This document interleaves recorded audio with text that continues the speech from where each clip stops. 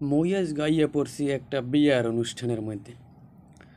এটা তো এককালে পুরোই ঝাক্কা নাক্কা মোর তো দেখছে ভাল লাগছে।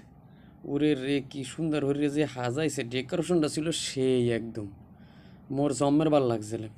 তো চিন্তা করলাম যে আমাকে একটু দেখাই, কারণ সচরাচর কিন্তু দেখি বেসিক্যালি বিয়ের অনুষ্ঠান হয় এক রকমের, কিন্তু এটা একটু অন্যরকমের একটু ডেকোরেশন আসলে। সামনে আরও আরও ভিডিও আরও আমাকে দেখামো।